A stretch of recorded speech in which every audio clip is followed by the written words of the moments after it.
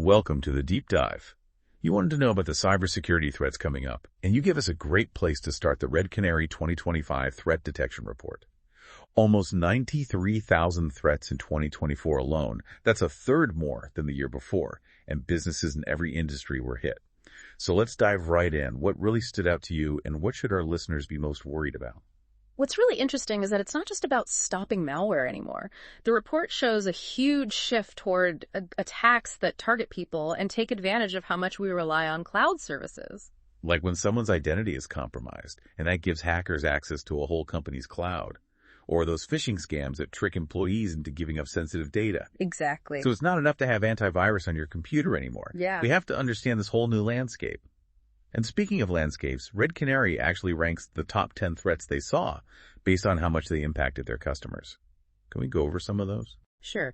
Two that really stand out are Lumacy 2 and Net Support Manager. Lumacy 2 is what we call an info stealer. It takes your passwords, credit card info, anything valuable on your device.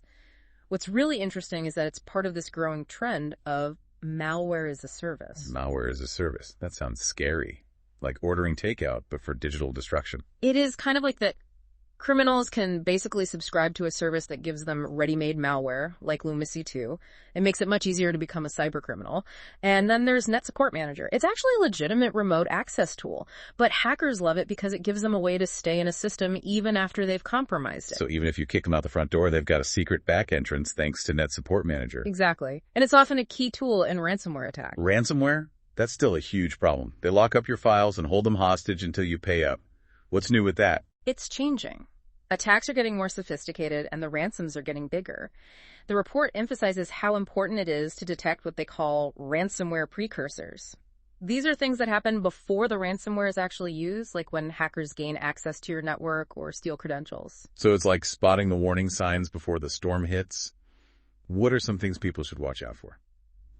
One common technique is called paste and run, and it uses the fact that we like to be helpful with technology.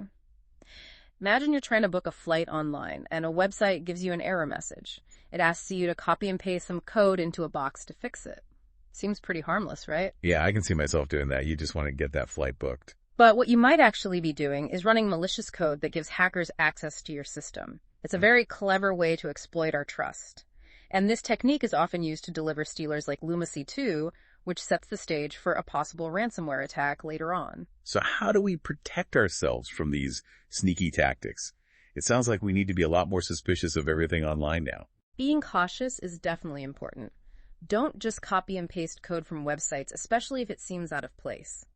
And while we're talking about being careful, the report also talks about identity attacks, which increased by 4 times in 2024. That's terrifying. Yeah. Why are identity attacks such a big deal? Because if someone's identity is compromised, it's like giving attackers the keys to the kingdom. Think about it. If they get into your email account, they can reset passwords for other accounts, get sensitive information, even pretend to be you to launch more attacks. So it's not just about protecting our devices, it's about protecting our whole digital life. Exactly. And with the rise of centralized identity providers and cloud services, the stakes are higher than ever. Hackers are going after these systems to get tons of data and control. It's not just about securing individual accounts anymore, it's about securing the whole ecosystem. So what's the best way to defend against these identity attacks? Is it all about making super complicated passwords? Strong passwords are important, but the real game changer is multi-factor authentication, or MFA.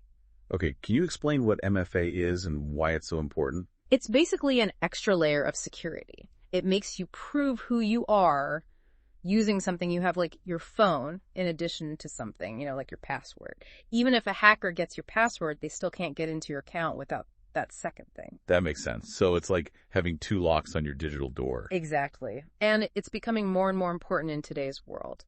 The Red Canary report actually highlights a lot of ways hackers are getting around traditional password-based security. Oh no. So even if you have a really strong password, you're still vulnerable. You are techniques like credential stuffing, where hackers use stolen passwords from other data breaches to try and get into your accounts, and password spraying, where they try common passwords against a lot of accounts, are becoming very common. Okay, so MFA is definitely a must-have. Right. What else can our listeners do to protect themselves in this crazy world of identity attacks? Being aware of phishing scams is really important. Hackers are getting really good at making emails that look real. They trick you into clicking bad links or giving out private information. So it's about being careful and suspicious of anything that seems a little bit off. Double-checking the sender's address, hovering over links before clicking, and never giving out personal information unless you're totally sure it's safe. Exactly. And if you're ever not sure, it's always best to be safe and contact the organization directly to check if the request is real. Great advice. So we've talked about ransomware, paste and run, and the scary increase in identity attacks. It feels like we're just starting to understand this report, though.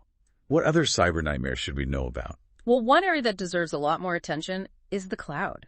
More and more businesses are moving their work online, and the cloud has become a big target for attackers. Let's talk about that. You're listening to The Deep Dive, and we'll be right back after a word from our sponsor. Welcome back to The Deep Dive. We're looking at the Red Canary 2025 Threat Detection Report, and right before the break, we were starting to talk about cloud security. Yeah. What's the overall picture here? What should our listeners be most concerned about when it comes to the cloud? Well, the cloud is complicated, and that can be a problem for security. Misconfigurations are a big vulnerability. That's when cloud services aren't set up right. Like leaving a door wide open in your digital fortress. Exactly. Hackers can use those misconfigurations to get to sensitive data launch attacks or even take over whole systems. So it's not enough to just have strong passwords and MFA for our cloud accounts. Oh. We have to make sure the whole infrastructure is secure too. Exactly. And the report highlights another worrying trend, cloud service hijacking. Cloud service hijacking. This is where attackers get into legitimate cloud accounts, and then they use those accounts to do bad things. So they're basically stealing someone's cloud account. They might steal data, attack other targets, or even sell bad services for money. That's scary. Yeah. Can you give us an example of how that might happen in real life? Imagine a hacker gets into a company's cloud storage account with sensitive customer data.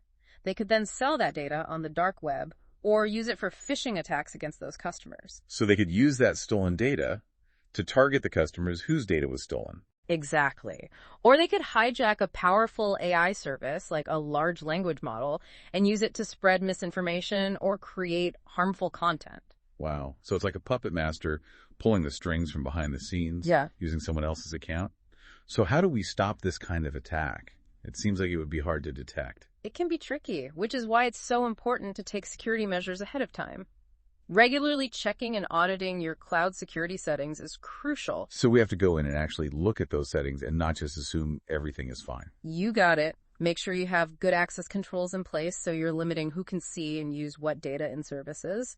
And keep an eye out for anything weird happening in your cloud accounts, like logins from places you don't recognize or changes to permissions that you didn't authorize. So it's like checking your bank statements and credit card bills for suspicious activity, but for your cloud accounts. Precisely. It sounds like we need to be as careful with our cloud security as we are with our personal devices. I think so. But let's back up for a second.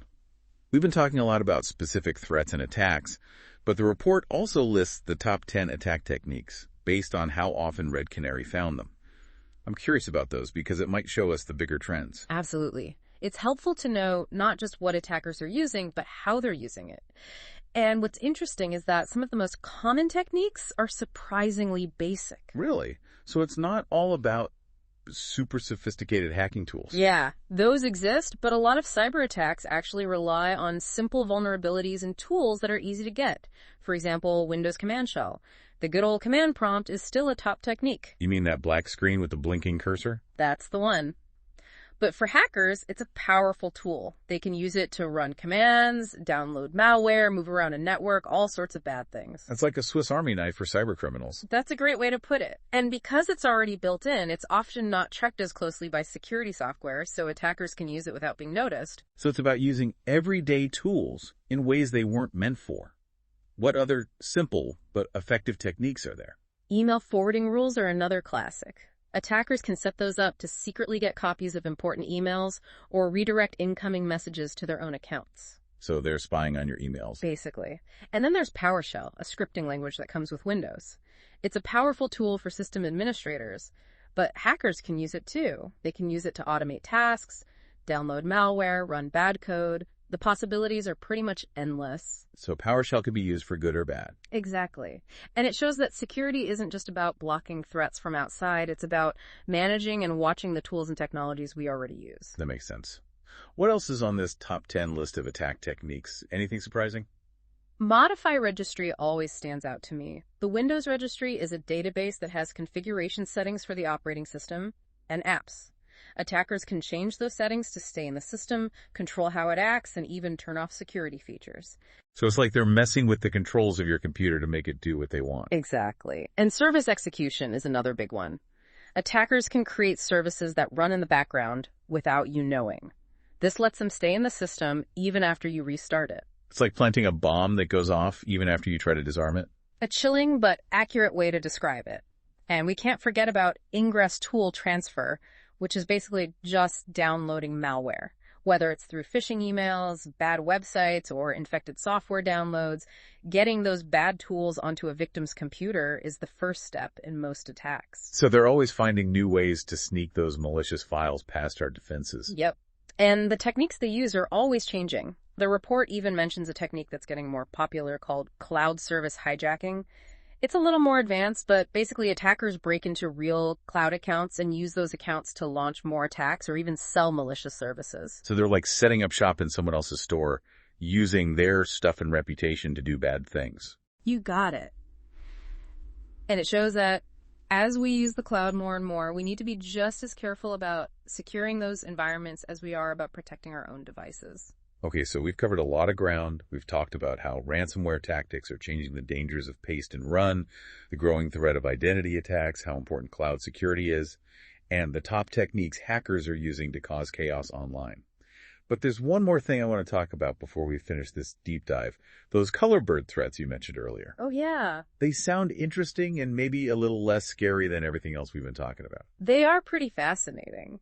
Red Canary has this cool system for naming new and weird threats that don't fit into the existing malware categories. They're named after birds, and each bird's behavior tells you something about how the threat works. So it's like a field guide to the latest cyber threats. Can you give us some examples so our listeners know what to watch out for? Sure. Let's start with tangerine turkey. It was first seen in late 2024. It's a crypto mining worm that spreads through infected USB drives. So it's like a virus that spreads through USB drives. Right. Just like a turkey eating everything it can, this malware uses your computer's power to mine cryptocurrency for the attackers. That's sneaky. So you think you're just opening a file from a USB drive and suddenly your computer's working really hard for someone else? That's right. And then there's saffron starling. Starlings are known for copying other birds, and this threat does the same thing. It sends malicious stuff through phishing emails that look like they're from people you trust. So it's all about tricking people into thinking it's safe. Are there any color birds that are really bad or really unique? Raspberry robin is one that's been causing a lot of trouble. It's a worm that spreads through USB drives too, and it might be connected to ransomware attacks. Oh, wow. So it was like a little bird hopping from one device to another, maybe setting up a bigger attack later. Exactly. What's interesting is that it seems to talk to hacked QNAP devices. Yeah. Those are network storage devices that a lot of businesses use. So it can spread to other devices on the network too. I'm starting to see why Red Canary uses these bird names. It really helps you understand how these threats work and spread. Yeah, it does. It's a smart way to make these complicated threats easier to understand and remember. And it shows that the world of threats is always changing. We're always finding new threats and new ways that attackers are using technology for bad things. It's a lot to keep up with, especially with all the technical terms and constantly changing tactics. So what's the most important thing for our listeners to remember? What's the one thing they should do today to protect themselves online? The most important thing is to be proactive. Don't wait until something bad happens. Take steps now to make your security stronger. Turn on multi-factor authentication wherever you can be careful about suspicious emails and links. Keep your software up to date and learn about the common attack techniques we talked about today. So knowledge is power. The more you know about how these threats work, the better you can protect yourself from them. Exactly. And remember, cybersecurity is a journey, not a destination. It's the process of learning, adapting, and staying alert. That's so true. Well, I think we've given our listeners a lot to think about today. If this deep dive has made you curious, I encourage you to read Red Canary's full report and their field guide to colorbird threats. It's like a birdwatcher's guide to the cybercriminal world. It's a really great resource for understanding how cybercriminals work and staying ahead of them. Thanks for joining us on this deep dive into cybersecurity threats. Until next time, stay safe out there.